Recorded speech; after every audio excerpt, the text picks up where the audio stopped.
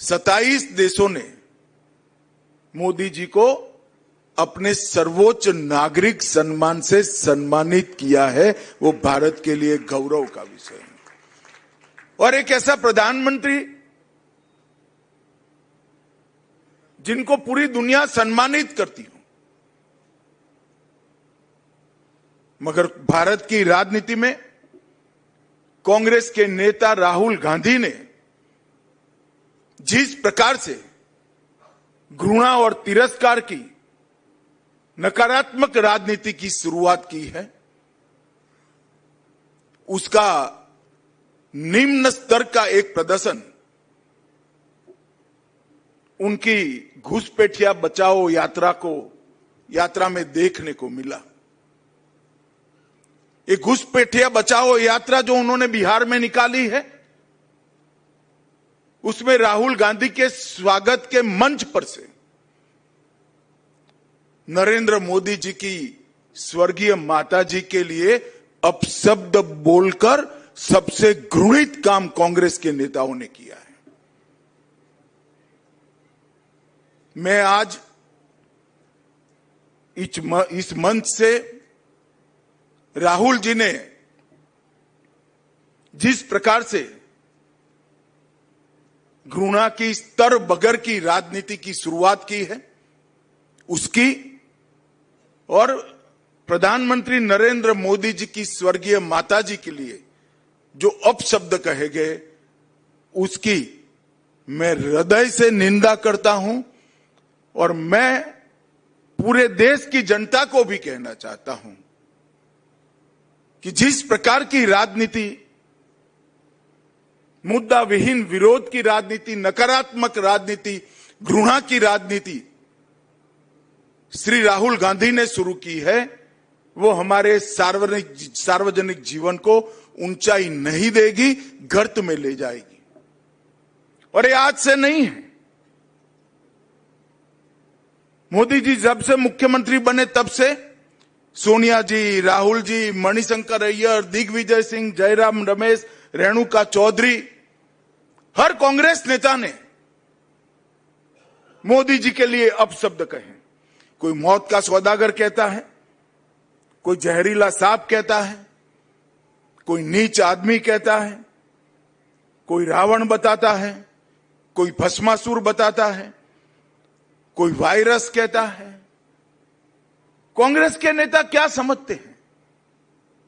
इस प्रकार की भाषा का प्रयोग कर कर आपको जनादेश प्राप्त होगा क्या? मैं आज कांग्रेस के नेताओं को कहना चाहता हूं, जितनी ज्यादा गालियां मोदी जी को आप दोगे, कमल का फूल इतना ही बड़ा होकर खिलकर आसमान तक पहुंचेगा।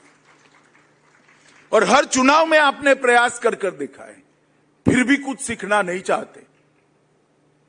हर चुनाव में गाली दिया, मुंह की खाई, और फिर विजय को झुठलाने के लिए एक घुसपैठिया बचाओ यात्रा लेकर ये निकले हैं।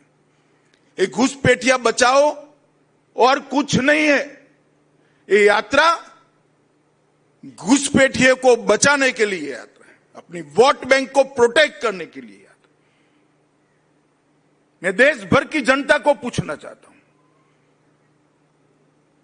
कोई भी लोकतांत्रिक राष्ट्र, लोकतंत्र का आत्मा चुनाव होता है।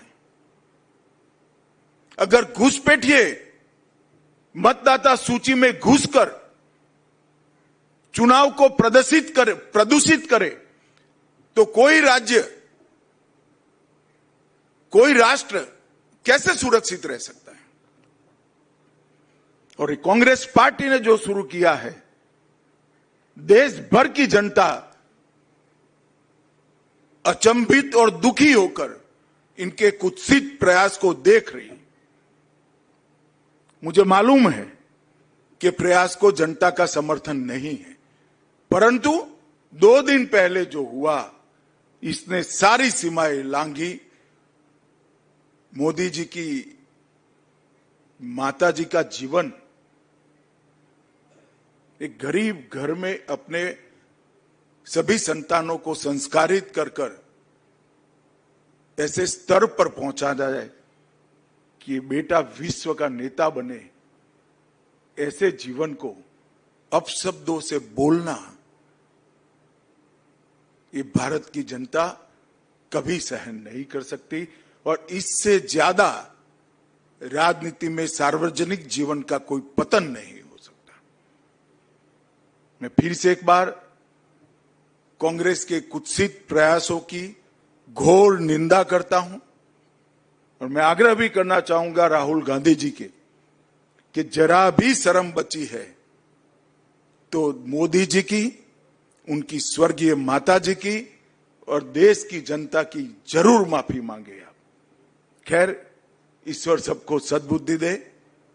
आज अच्छा दिन है, हमारे लक्ष्मणाचार्य नूतन गुरु में प्रवेश कर रहे हैं।